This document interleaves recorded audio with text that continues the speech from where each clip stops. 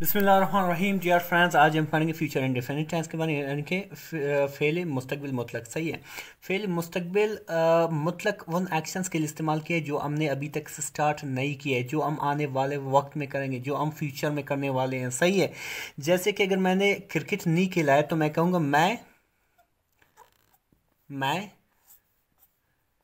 Cricket खेलूँगा, मैं cricket खेलूँगा। सही है। सही। इसका मतलब मैं आने वाले वक्त में खेलूंगा। अभी तक मैंने क्रिकेट खेलना शुरू नहीं किया, मैं आने वाले वक्त में करूंगा। सही है। अगर आप कहोगे वो चाय पिएगा, यानी कि ये जो चाय पीने का एक्ट है, एक्शंस है, ये वो क्या करेगा, वो कल करेगा या 4-5 घंटे करेगा। सही है। यानी कि चाय पीने का एक्ट उसने अभी तक शुरू नहीं किया है, वो आने वाले वक्त में करेगा। Got it.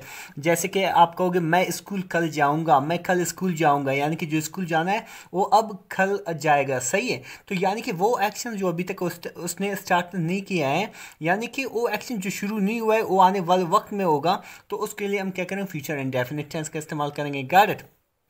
ये हुआ कि ये एक्शंस काम पे इस्तेमाल किया जाएगा। दूसरी भाई, इसकी उर्दू की पहचान क्या है?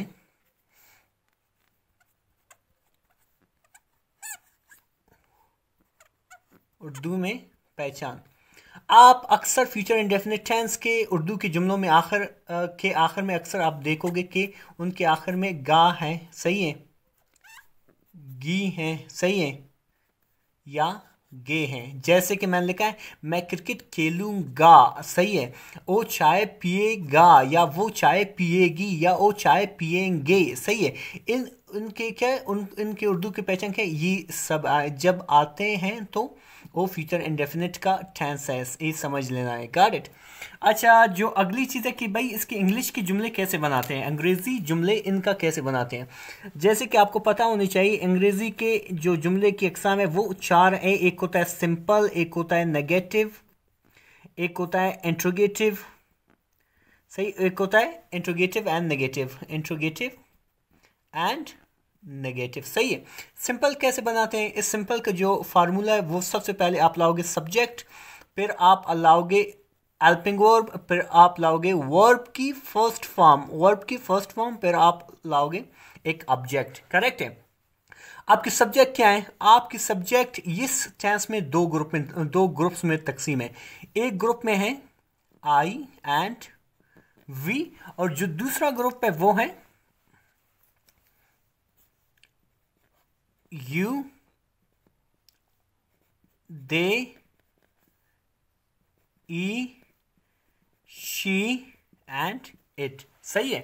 ये इसलिए दो ग्रुप में तकसीम है क्योंकि आपकी जो हेल्पिंग वर्ब है जिसके सब्जेक्ट के बाद आने वाला है वो दो हैं, एक है विल और एक है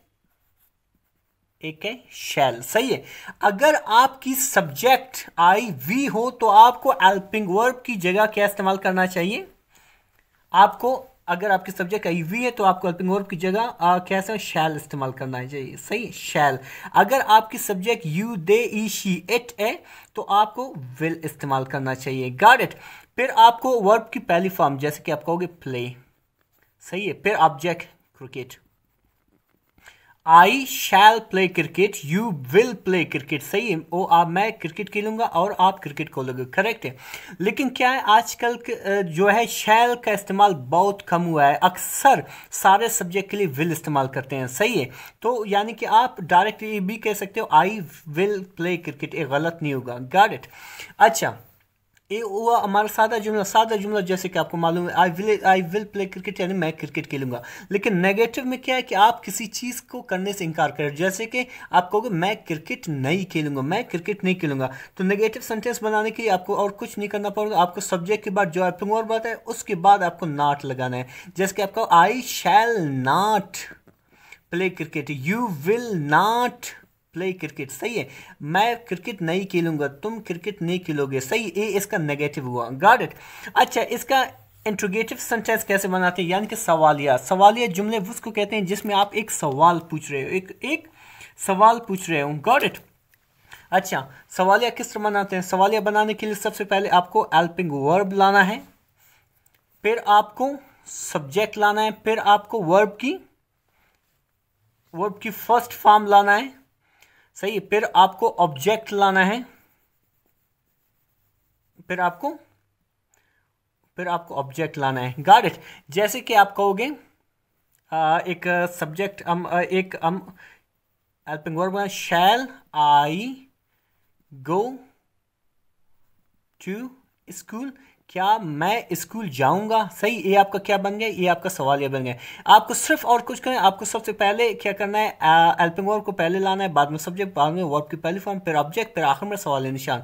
आप इस तरह भी कह सकते हो जैसे कि विल यू प्ले फुटबॉल, क्या तुम फुटबॉल खेलोगे। सही। ये आपका भी है। फिर आएगा इंट्रोगेटिव एंड नेगेटिव, यानी कि सवालिया भी है और मनफी भी है। आपको और कुछ करना नहीं है। आपको जैसे कि आपने बनाया था भाई सवालिया, पहले आपने हेल्पिंग वर्ब बनाया था, फिर आपने सब्जेक्ट लाया। सवालिया और मनफी बनाने के लिए आपको यही फार्मूला, बस सब्जेक्ट के बाद आपको नॉट लगाना है। आप इस तरह कहोगे शैल आई नॉट गो टू स्कूल, क्या मैं स्कूल नहीं जाऊंगा। विल यू नॉट, इसको not, will you not play football, क्या आप फुटबॉल नहीं खेलोगे। एक क्या बना आपका सवालिया है मनफी। I hope you got it. If any question comes in mind you can comment it. Thank you.